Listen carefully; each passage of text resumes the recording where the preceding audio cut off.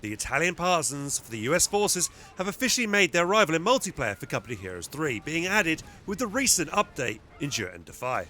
Hi everybody, I'm HelpingHans, and today I'll be giving you a new build order to use for this new battle group. I'll be explaining how to use its units, the abilities, and also explaining its features.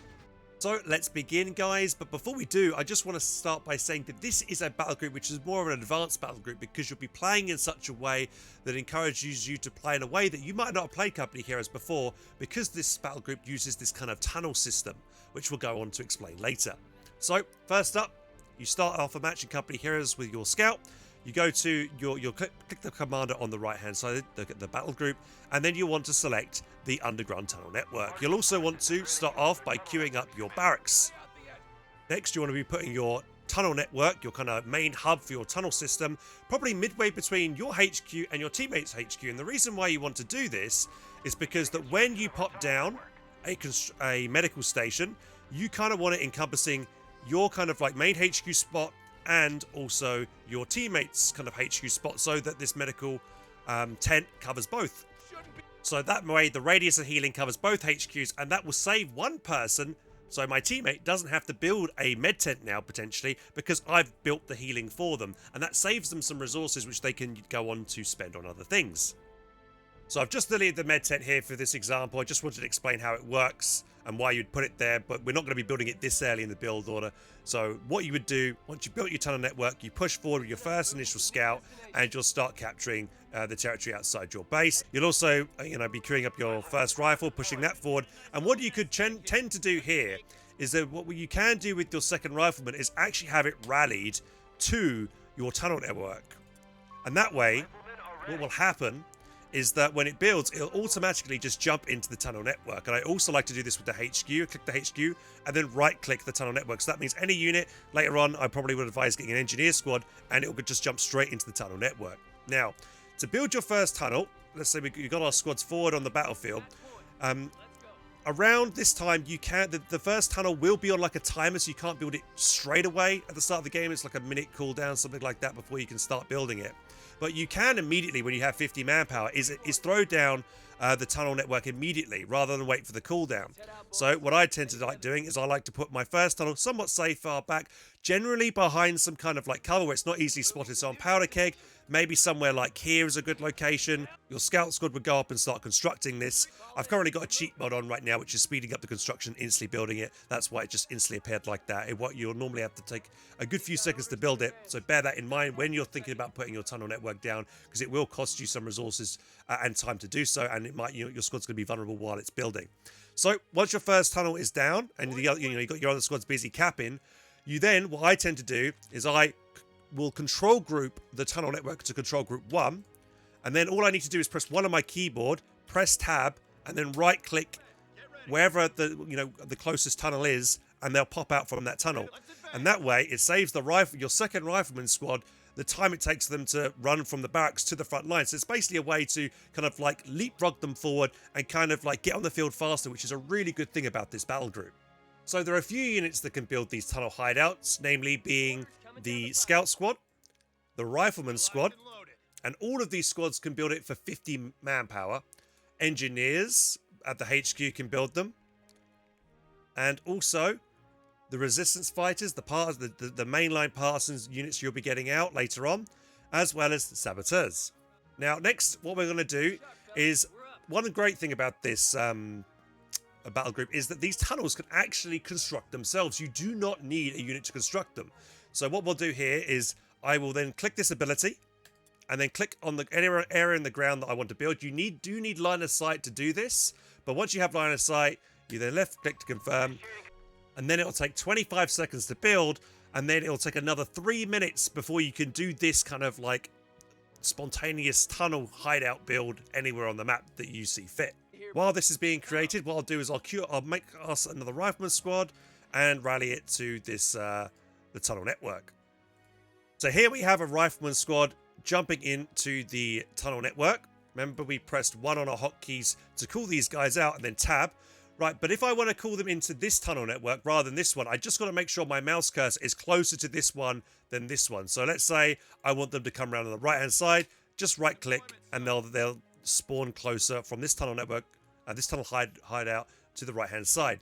Now, do notice that there is this red kind of symbol popping up. Now, this is a 15-second cooldown, basically, so you can't move another squad through the tunnel system for another 15 seconds. So there is a significant cooldown that you need to account for. What you can do, though, also, is you can jump the squad back inside the tunnel if you wanted to, and if you had a tunnel on this side, as we had beforehand, we then just click that rifleman squad in that tunnel, right-click over here, and then they will pop out from this one instead. But again, there's that 15-second cooldown. The 15-second cooldown is also shown on the right-hand side over here where it says network recharge. So if I jump a fresh squad out over here, you can see that on the right-hand side, it will go over here and saying tunnel network recharge, and there'll be a countdown over there.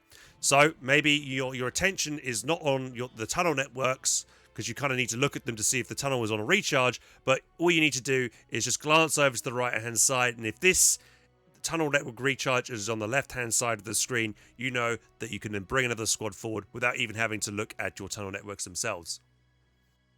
So when I have around 2 to 3 riflemen, this is the time, especially in team games like 2v2s and above, it's the kind of time I like to then get the grenade package upgrade for my riflemen. So we'll get that now.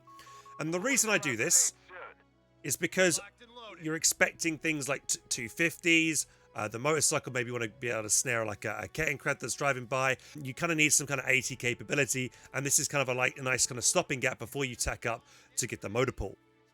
Around this time, you should probably have enough command points here for your second buy, and at this point, it depends on the situation, but I tend to like getting the OSS coordination. Basically, just think of this as having the forward retreat on your tunnel systems. I definitely prefer this over the smuggling routes because I feel like you get a lot more utility out of this than you will the smuggling routes. If the smuggling routes get spotted, they just get blown up and you kind of just, you lose them. Whereas this, the coordination is just so useful to be able to get your forces off the field quickly if they're, if they get in trouble, and back on the field a lot quicker as well because of that forward retreat. Because if you didn't have this, they would always have to retreat all the way back to base and it would take a lot longer. So what we do here is I would then click this ability. OSS is in field to assist with infiltration and partisan efforts. And then what you would need to do is you need to manually click on your tunnel network and then press Z on your hotkey, or just click it like I do so here. And now it is a full retreat point. So what I would do now, if I just click my squad and press the R button to retreat, they will now retreat through the tunnel system and pop up over here. And then what I like to do next is also this point in time in the game is this is when I would get the med tent as well. So sometimes, I might even do this early because the squad's maybe down at half health. I'll quickly retreat them off the field, get them healed up from the med tent. And as soon as they're fully healed up again from the med tent, I can then just press one on my keyboard, tab, and bring them straight back forward onto the front line. And this way I'm kind of cycling my squads around, keeping that constant field presence, which is what this this battle group does really well.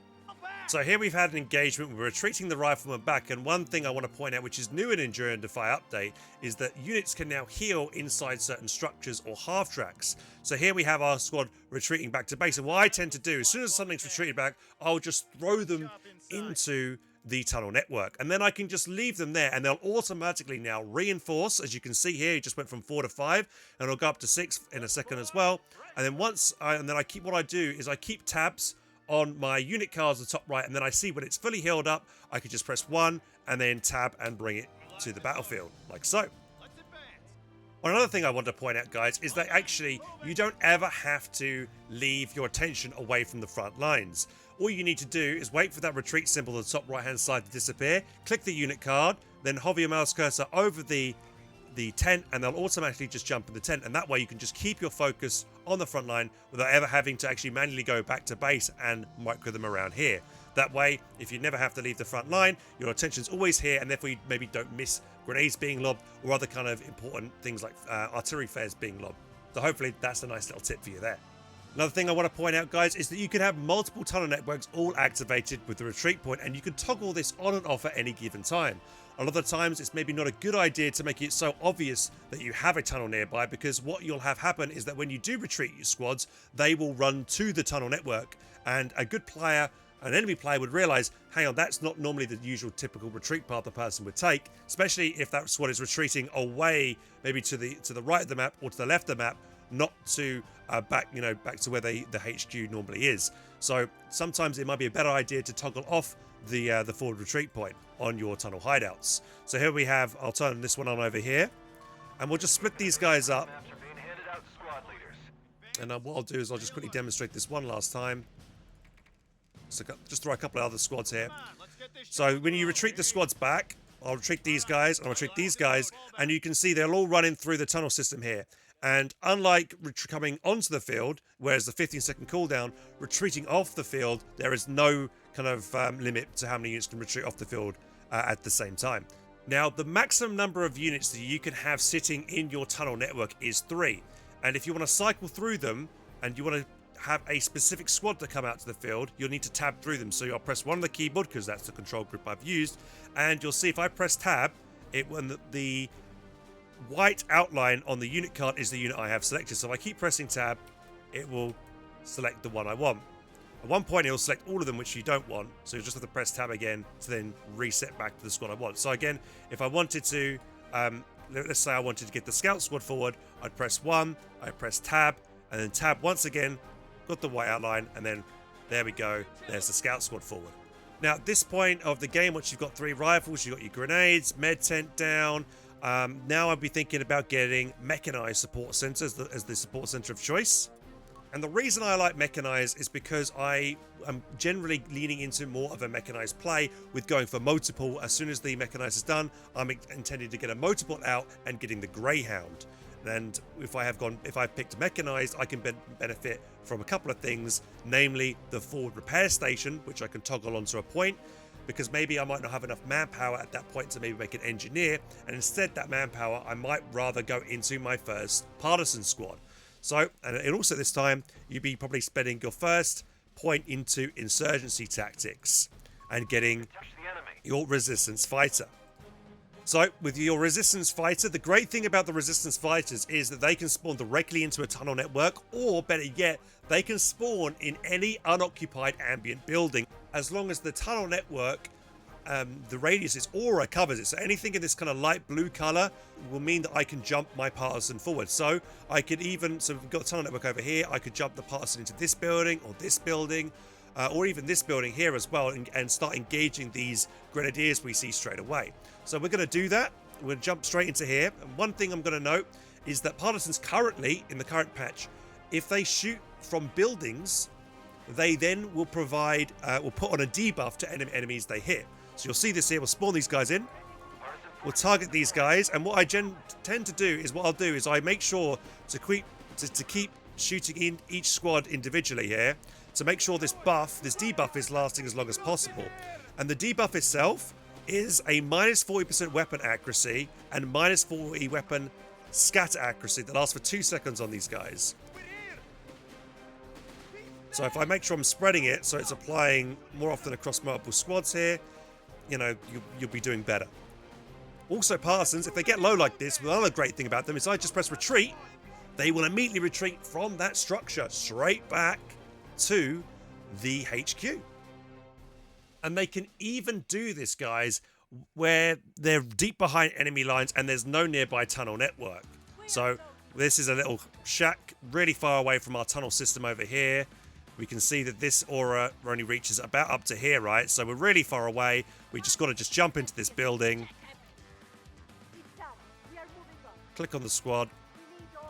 Press R to retreat and bang, they're back down at base, which is quite handy as well. So if you find yourself behind enemy lines, maybe it's sometimes safer to jump into the building, you know, and then retreat them that way, rather than have them run all the way back to, I guess, maybe the closest tunnel network that has the forward retreat, or even all the way back to base, because they might get killed on retreat, right? So it might be safer to do that. Once the partisans are back at base, guys, they can once again jump into the tunnel network and then spawn into any unoccupied ambient building on the front line. So once you just have to click on them, and then you'll need to make sure to click the building that you want them to jump in. Now there should be some quality of life changes here, I think, for the relic should add, because it's not really clear which buildings they can actually enter. So when I've got this squad selected, it should show the circumference of, you know, the aura of which building they can get into. But they can get on all the close buildings because this is nearby, so we can jump them over here, for instance, from the tunnel network. So we press 1, tab, right click, bang, they're now in that building. And again, this allows you to set up some sweet ambushes, jump on units. Maybe these guys have AT rifles. You're able to jump them in. You see like maybe a 250 that's vulnerable, or maybe an enemy, Stuka half-track rolled up. You could jump them in with AT rifles once you put the upgrade on them, and it'd be a great way to ambush unsuspecting Axis units. So we saw that the Partisans from this building earlier were able to put on that debuff accuracy penalty to the squads they were shooting at, and they also can do that debuff for 15 seconds when they fire from camouflage, which is this over here, Partisan ambush. When Partisans attack units while camouflaged, they debilitate enemy units they hit. This effect lasts for 15 seconds. So let's say we have a Gren squad going over and trying to capture this victory point. These guys are going to open fire on them, and you can see they constantly keep applying that debuff, and once this lightning symbol ends, that means they're no longer going to be able to apply that debuff. So here we go, ability about to end, and no more debuff being applied to the squad. Now, in my opinion, I feel like the ability that they can constantly apply this from firing from a building might be a bug right now. I'm not sure. It's not specifically stated that they should be able to keep doing this from a garrison building, so this might be changed in future so that they're not constantly putting the debuff on for longer than 50 seconds, and it's kind of permanent while they're in a structure until they're out of the structure again. But it's very, very, very strong, and yeah, that might be changed in the future. Another great thing about Partisans, guys, is that they have molotovs. So we'll spawn one right inside here, and because they can jump in right next to certain units, like this machine gun, I can spawn straight in and immediately start lobbing molotovs from camouflage and get the jump on an important vehicle or unit like this machine gun and quickly kill them, which is incredibly strong. Now, right now, in Company of Heroes 3, the Partisans spawn in with these molotovs not on cooldown. In Company of Heroes 2, they used to have cooldown on Partisans for the Soviet Partisans, but because that was too strong, and we might see Molotov Assault having a cooldown on squads that spawn straight in. But right now, it's not off cooldown, so they can instantly spawn in, lob the Molotovs immediately after being spawned in from a structure. And I'll just quickly demonstrate this on a vehicle real quick. So if we have a German vehicle, for instance, here, so we have our Partisans in camouflage and hold fire. We make this an enemy tank. We can then lob Molotovs from camouflage, and they only will be revealed once the Molotovs are in the air. So here we go. We'll get through. Molotovs going in, and then here we go. And what that does, it doesn't do much damage to the Panzer IV, but it does disable its main gun. The machine guns, however, are active, but the main gun is slightly disabled. So this could be really good. Or if you want to try and stop that enemy vehicle from firing, maybe you want to get the jump on maybe a Tiger and disable its gun for a few seconds. So once again, we'll just quickly go over the Partisan ability here for the Molotov Assault. It temporarily disables vehicle weapons and sight for 5 seconds, and the burn, the flames do dot damage on the ground, so any units that stay in the fire will also receive damage. So it's a great ability, very strong at the moment, and it's only for 30 munitions. So back to the build order at hand. I normally will get this first Partisan squad after getting these 3 riflemen, and what I tend to do, the upgrade I get is basically on the situation at hand. Am I being, light vehicles cause me a lot of problems? If so, I'll be buying the AT rifle upgrade for 60 munitions. They get 2 AT rifles there. Maybe I want them for good in CQC, so I might give them the Beretta model submachine guns there for 50 munitions, or maybe for 90 munitions I might give them the grenade launcher. This would be good if my opponent is camping in buildings as well, or they're like using a lot of cover. I need to try and flush them out of cover. The grenade launcher would be pretty good there. So let's go back to the HQ. We're going to be queuing up the motor pool next. So now we've got access to the designated forward repair station because we've gone mechanized. I'm thinking a good location for this is somewhere central in team games, especially so where my teammates can benefit from, and maybe not too far forward initially, where if it gets decapped, then you'll lose the engineers on that point, and then it'll actually cost you resources to pop it on another point in the future. So, for instance, here this is a pretty defensible point, quite close to the HQ sector. So we'll probably drop the designated forward repairs on here.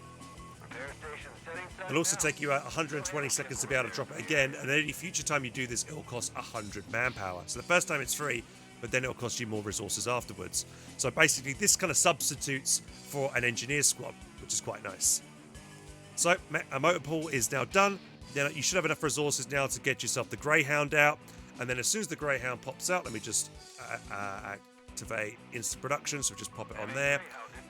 We'll then be getting the armored skirt upgrade along with the heavy machine gun to boost it up and make sure it does more damaging, and it's a bit more survivability because it increases health with the armored skirts.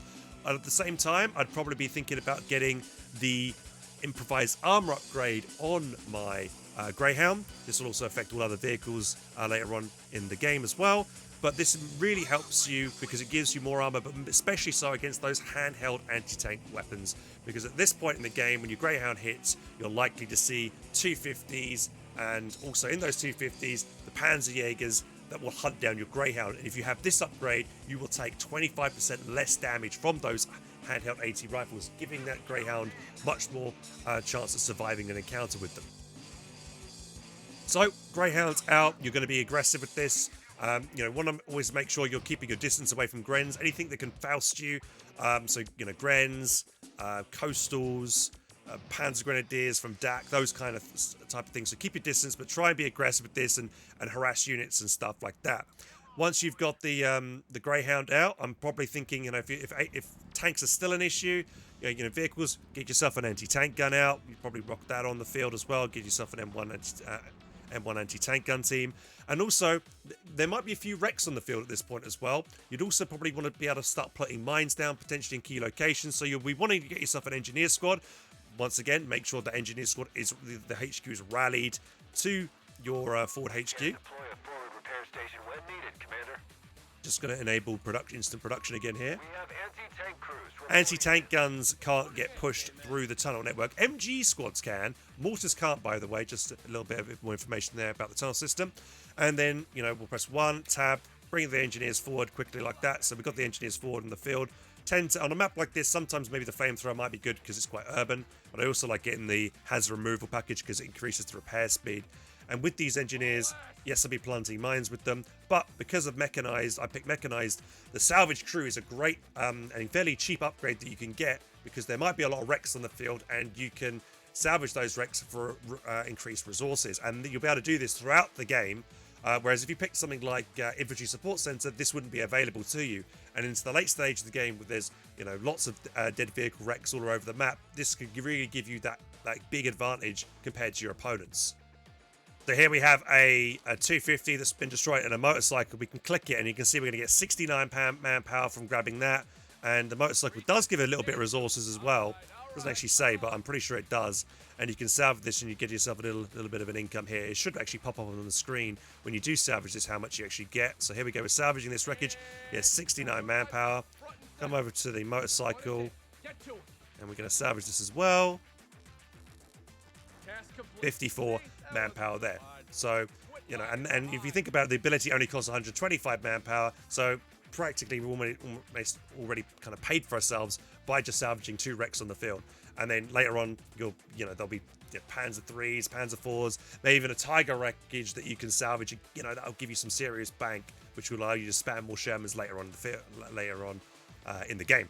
So once you've got this kind of arsenal right now, so you've got 3 rifles, your scout squad.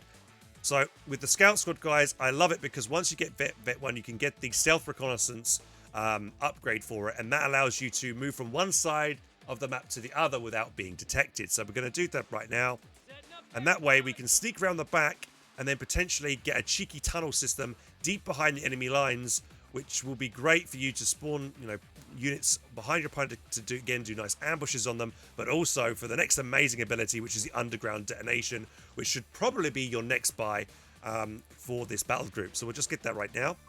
Underground explosives are being readied. It's worth noting that if you do initiate a build command from the scout squad, it will reveal them. The unit that doesn't, though, is, I believe, Partisans. So let's get a Partisan squad here. So Partisans, as you can see here, they're actually building this in camouflage. But they will only build it in camouflage for a short amount of time because they have that kind of sniper type camouflage where they retain their camouflage for a few seconds after leaving it. So it allows you to hop from cover to cover, like so. So they left cover, they're leaving a bit of cover. With the left cover here, we're going to try and jump into cover before so you can see like this kind of green symbol here, When that runs out, it means they're about to be revealed. So if you make sure to jump them into cover before that runs out, they'll still remain camouflaged. But the other thing that Partisans are great is if we give them Vet 1, they then have the ability for silent move. And this, so if we'll be out of camouflage right now, but if you activate silent move, watch what happens. Boom, they become camouflage even, they gain camouflage even if out of cover. And this, as long as you put them on hold fire, you can then you can sneak them round more vulnerable areas to get from point A to point B, to then again launch an ambush and then maybe put down another cheeky tunnel. So here we're going to try and put down a tunnel here real quick. And they also can build this while camouflaged with this kind of ability on. Then once it's done, if you're quick enough, jump in it. You can then like hide again. And then these tunnels, they can get revealed. Generally they're camouflaged, but a unit, if it comes too close, it will be revealed. So you've got to bear that in mind. One other thing I need to point out, guys, is that if there is a squad inside the tunnel and it dies, so look here, we haven't got any, this is the only Partisan squad I've got, and I'm just gonna we'll just show you here. We'll just bring in maybe a Panzer Grenadier squad. They spot the tunnel, they're gonna kill it. Boom. Tunnel has died, and also the squad inside. So you got to really make sure, if you have a squad in there, make sure it's retreated back to base, or you move it elsewhere before it gets spotted.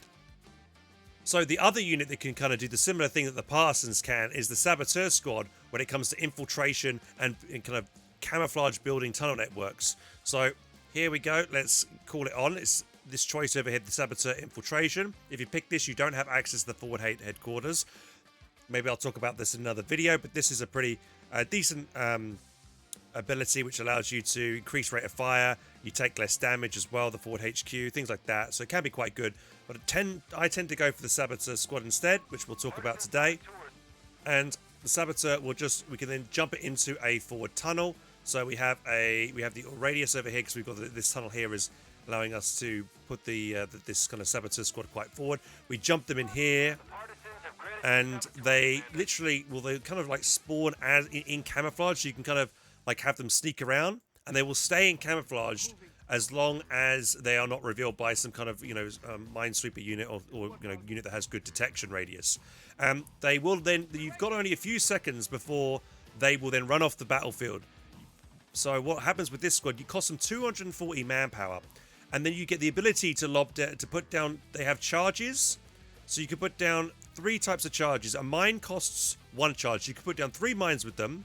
You could booby trap a point, like a friendly owned point as well, for 2 charges, or you could put down a high explosive demolition charge. Now I tend to just use them to just drop a couple of cheeky mines in the back line, have them do that. So let's just imagine they're all done, and then if you retreat them off the field and they actually survive, they will then refund 67% of the unit's initial cost, which is quite good. So basically, in effect, you can spend manpower here for munitions, because it normally costs munitions to put down mines and these booby traps, which is quite handy. Also, these guys can use the Panzer Shrek shot as well for 35 munitions, so they have a little bit of anti-tank capability. It won't maybe be enough to like fully one-shot any kind of vehicle, but it could be enough to jump in and maybe finish off an already crippled vehicle potentially, which is quite handy. They can only use that ability once. And these guys, when they retreat off the field, they will not run to the forward retreat points. They will have to run all the way back off the map like any other normal squad would. So you've got to bear that in mind. So you've got to make sure their retreat path is secure. One other thing I want to quickly talk about when it comes to the Saboteur guys is that actually these guys also can immediately retreat off the battlefield if you retreat them from a garrison. So if we press R, they're inside the garrison here. R, they're back off the field. Forces have retreated successfully. And you'll hear the audio notification to confirm that they have retreated successfully, and therefore you have got the refund of 67% of their initial cost. So we'll spawn these guys in again real quickly, just to quickly demonstrate, building this kind of tunnel system. So what I would like to do with these guys is I would like to try and maybe get them forward, try and get them to build a cheeky tunnel in maybe a hard to find spot on the map. Let's just build it here for even if you know this tunnel is going to get killed, by putting a deep tunnel, you'll be able to maybe surprise your opponent potentially with what I will talk about next, which is the underground detonation. So a lot of people might not you know, people are going to be expecting the tunnel bombs to be coming, you know, from the enemy side of the battlefield. They're not going to be expecting the tunnel bombs to be coming in from their own lines. And that's why it's so important to try and get these tunnel hideouts deep in behind enemy lines. Another trick I like to do with these guys is, with this kind of battle group, is kind of sync this up with a teammate. So, for instance, let's say I'm playing Partisans. My teammate has gone special operations. So we'll just give myself the special operations ability, just for for the demonstration purpose here. And special operations has the ability to have raiding flares, right? So we give ourselves raiding flares on the right hand side. And what I'm going to do now is I'm going to turn the fog of war on. Okay, so now we have the fog of war on.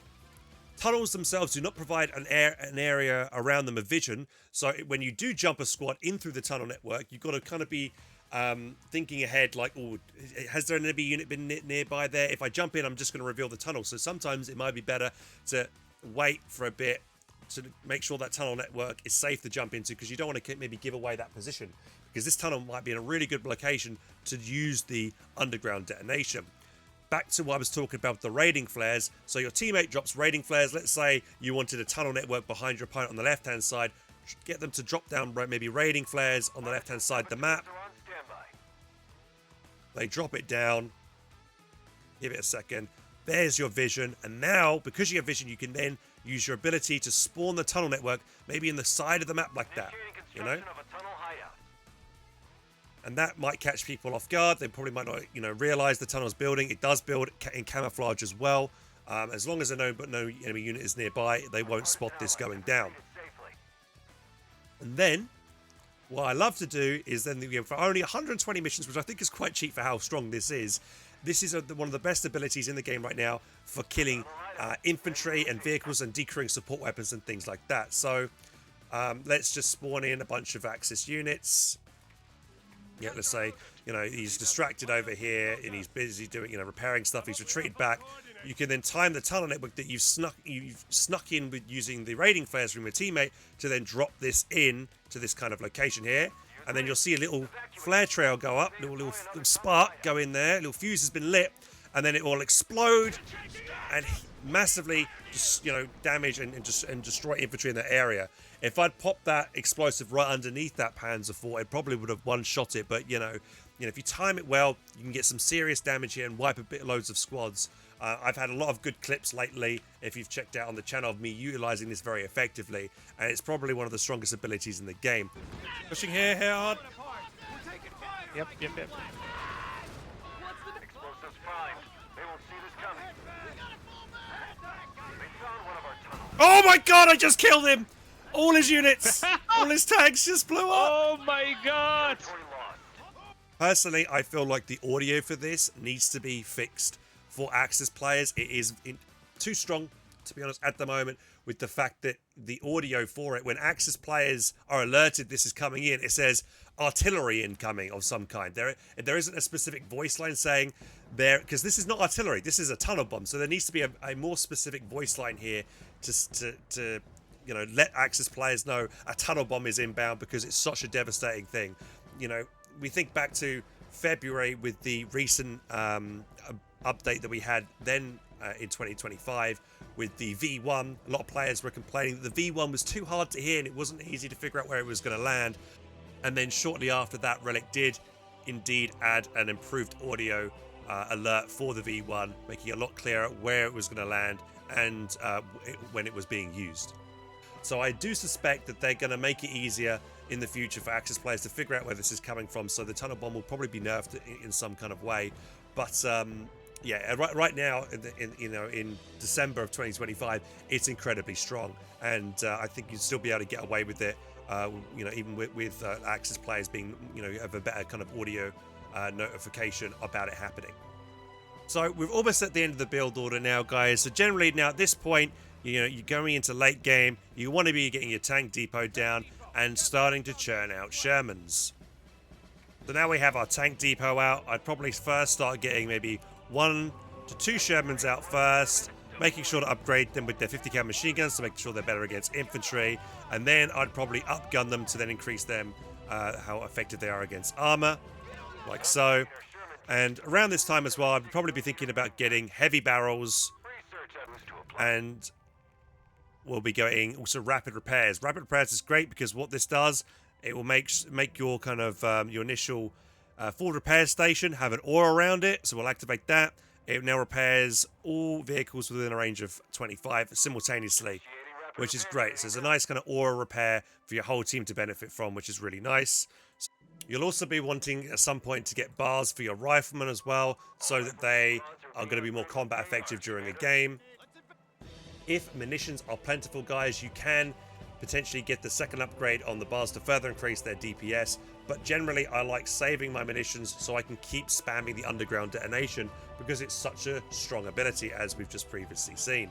Finally, before I forget, the last ability you guys want to get is the Spy Network. I prefer this over the False Orders because the Spy Network gives you permanent vision as long as that tunnel stays alive, and generally that's quite easy to do, especially on a map like Powder Keg, where you can quite easily keep it safe behind any one of these walls or one of these buildings on your side of the map. So let's unlock the Spy Network and talk about this ability. The Spy Network allows you to grab an area of vision based on the radius of your tunnel hideout.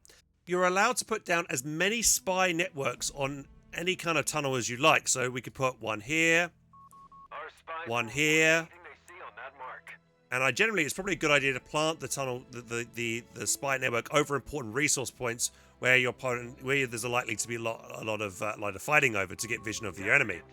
Okay. However, if that one tunnel does die, so let's kill this one off right here, then that means that all three, or however many spy networks you use on that tunnel, all of them disappear. So generally it's quite risky to put that many spy networks on just a single tunnel. So you probably, in my opinion, put maybe just, for every tunnel you have, one spy network. One thing you can do with the spy network is that you can pop it, maybe you've already built a tunnel far forward, but you can drop the spy network deeper into the enemy backline, and then that gives you the vision to then put down another tunnel network, like so. Like so. So there you go. Spy network is really good. It's only costing you 40 munitions, and it's just a great way to gain that kind of vision over kilo areas, because vision is probably one of the biggest factors in helping you win a game of Company of Heroes. You need to figure out where your opponents are at. It allows you to sight your positions for your teammates to drop artillery, allows you to figure out where might be a good position to do the underground detonation. If you manage to get the spy network in a position where you've got vision all over your enemy's forward retreat point, for instance, that's perfect, because that gives you exactly when he's retreated his forces back, and then you potentially could time the tunnel network to coincide, the tunnel bomb to coincide with the retreat path when he gets back to blow his whole forces up, your opponent's forces up, which would be really good. And the whole kind of concept here is that you're utilizing your Partisans. You're trying to constantly keep harassing, getting on top of those annoying support weapons and artillery with your Partisans and the tunnel networks to disrupt and cause a lot of mayhem. And then you're utilizing your standard rifles and your Shermans to then just push the front line.